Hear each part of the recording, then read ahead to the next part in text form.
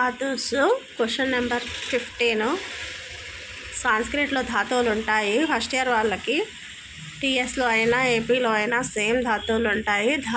సంస్కృతంలో ధాతుజన్య భాష. సంస్కృతం అనేదే ధాతుజన్య భాష. ఇందులో నుంచి చాలా పదాలు పుడతాయి. అనగా సంస్కృత శబ్దములన్నీ ధాతువుల నుండి ఉద్భవించాను. క్రియాపదము, నామవాచకము, విశేషణము మొదలైన భాషా విభాగాలన్నీ ధాతువు నుండే ఏర్పడినవి. ఈ ధాతువులు 2 రకాలు ఉంటాయి: పరస్మై పదము, ఆత్మనేపదము.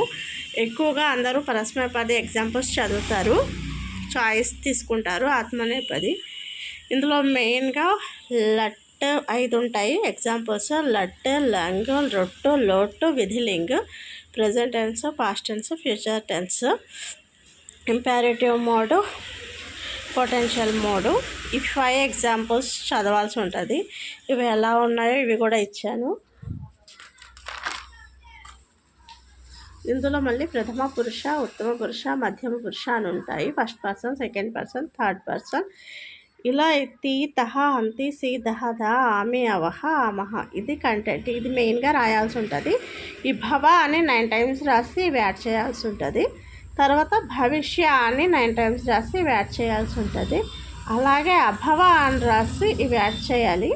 అప్పట అని రాసి ఇవి యాడ్ చేయాల్సి ఉంటుంది. ఇది పాస్ట్ టెన్స్, ఇది ప్రజెంట్, ఫ్యూచర్లోకి వస్తుంది.